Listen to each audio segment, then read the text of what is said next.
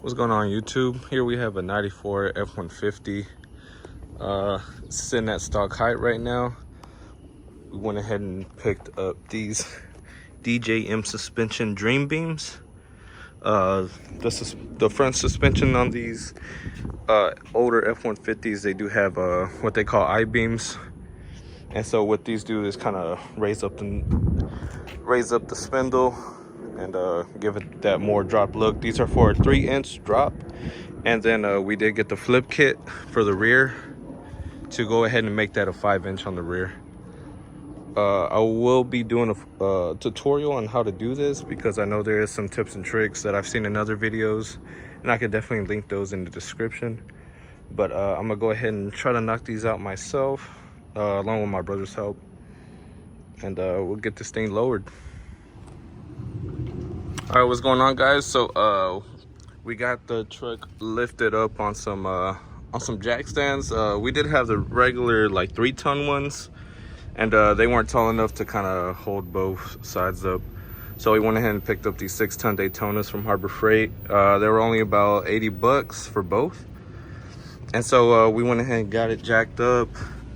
I went ahead and took off the caliper. It's just two 13 bolts holding it in. If you ever done brakes on a newer model, then you know you have like the caliper bracket you could just take off altogether. This one's just bolted in with the 2 caliper bolts. All right, so this is kind of how it looks without the caliper. Next thing I'm gonna do is take off this nut that's holding in the I-beam. And so I want to get the spindle off first. So I'm gonna go ahead and take off this nut right here. This is an 1 1/8 inch. And so I'm gonna go ahead and show y'all the socket I have. So this is the socket, 1 1/8 inch.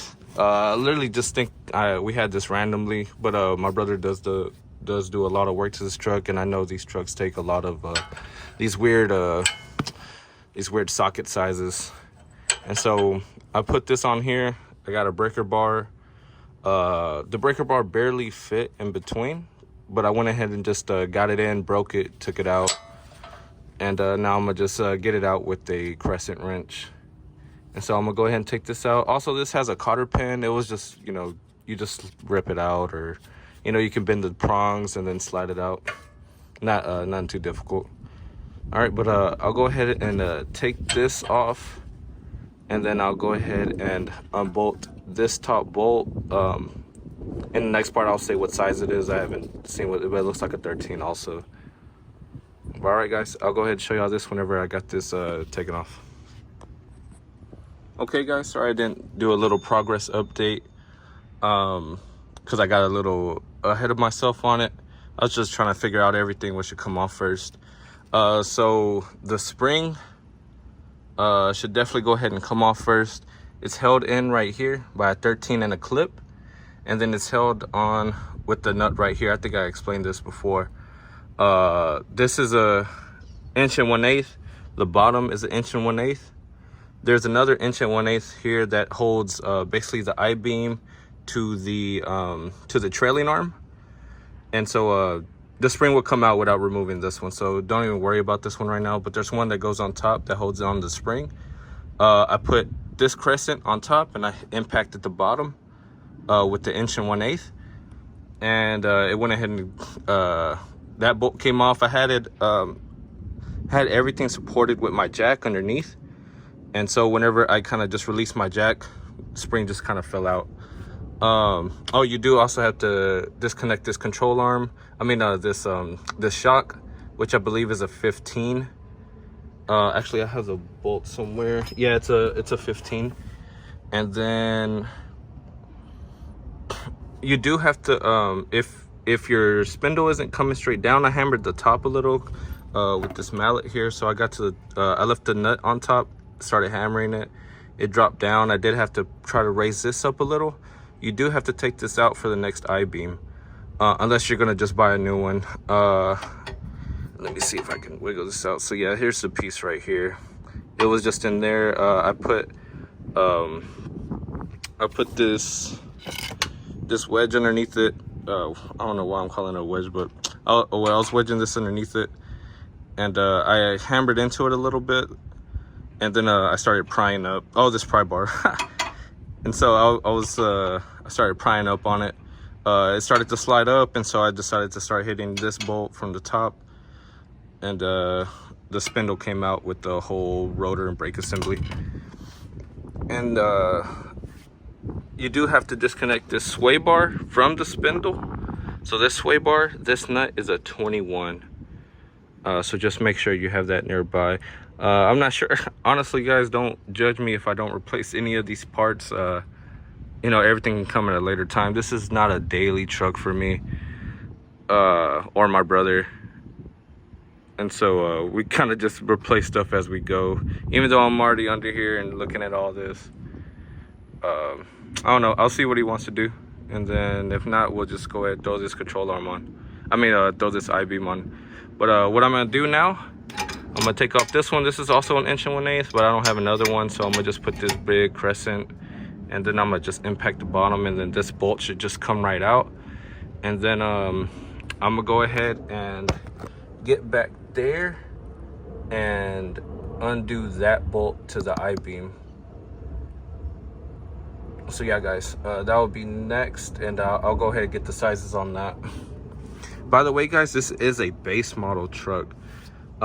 If you made it this far in the video, I'm sorry I didn't explain this at the beginning. The base models, well, the lower trim levels, because this is an XLT, they did not come with sway bars. So this is where your sway bar will go.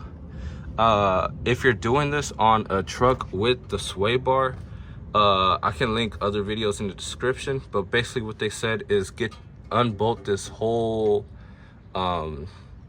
bracket, flip it around, and then put the end links on from passenger side to driver side, and then driver side to passenger side.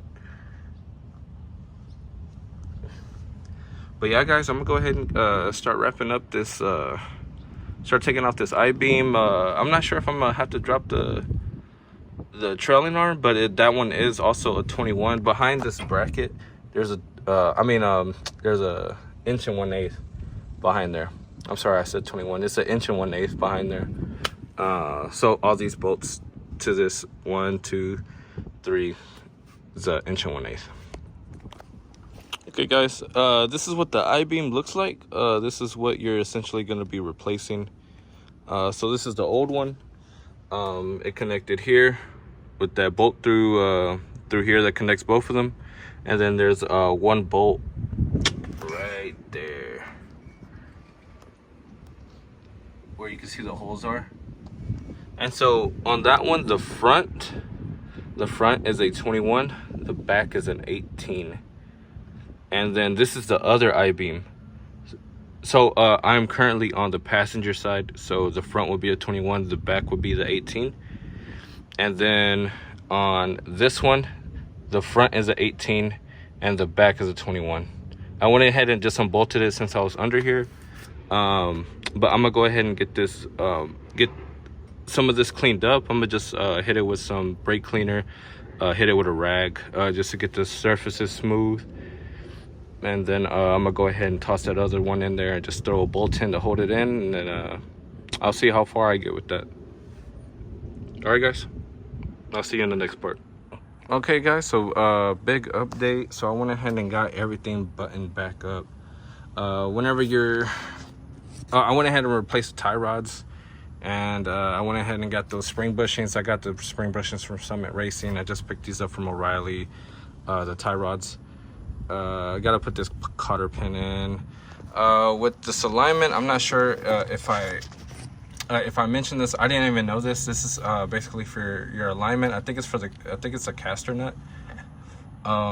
So pay attention to where this line is, and then try to reinstall it as close as possible. I think you're still gonna need an alignment, whether or not you get this correct.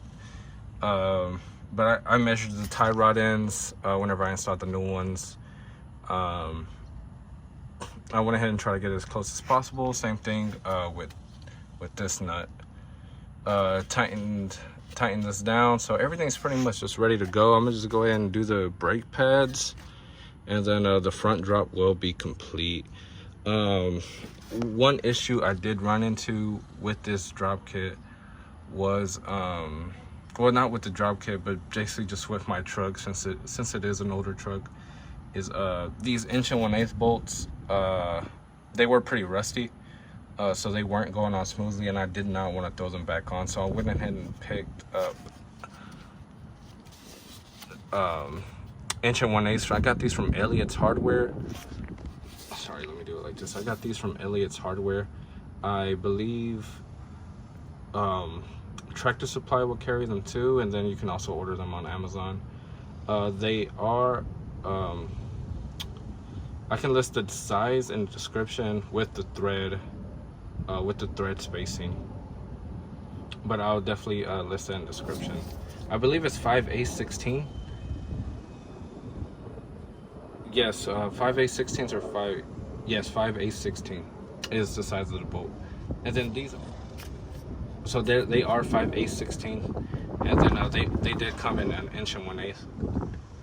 And I went ahead and put 2 since I could not find a capsule nut, and so this basically just locks it in place. So I'm pretty sure this will work pretty well. But yeah, guys, that's about it. I got these installed. I'll go ahead and put a clip of once I have the rims on, and then well, actually I'll save the clip of when I have the rims back on for when I do the rear.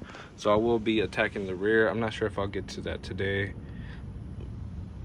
but we will be doing that very soon. I'm pretty sure I am gonna get to it today. I don't believe it's that hard, but yeah, we'll see how this day goes once I do these brakes. All right, guys, so I went ahead and I took off the whole leaf spring. So this is the bolt you're gonna want to take off. Don't touch this one. Hopefully it will move whenever you're installing this. This is a 21. It has a 21 on the back. Same thing for this one. I took off the whole leaf spring, threw it under. You do have to jack it up, and I did have a jack stand underneath the drive shaft to correct the pinion angle. This is what comes with the DJM kit. It's just this piece. You are going to use your stock U-bolts and your stock bracket. So your bracket is on top when it's not flipped, and so you move it to the bottom and also flip this plate around, so it's going to be facing down instead of facing up. And yeah, man, everything came out great. Everything's center. It was not easy. I see people saying you should take out your drive shaft, undo your brake lines. This was honestly an easy method. This kind of took me like only an hour with my brother's help. So yeah, we have every bolt loosened right now, so we're gonna put it under load and then tighten everything down, and from there we'll be done, and then I'll get a shot of the truck fully lowered. What's going on, guys? So this is the final result of the 3.5 drop from DJM with the Dream beams up front, and then flip kit in the back. The flip kit is, they just supply one piece, and that's basically the flip kit to throw the axle underneath. But yeah, this is the stance.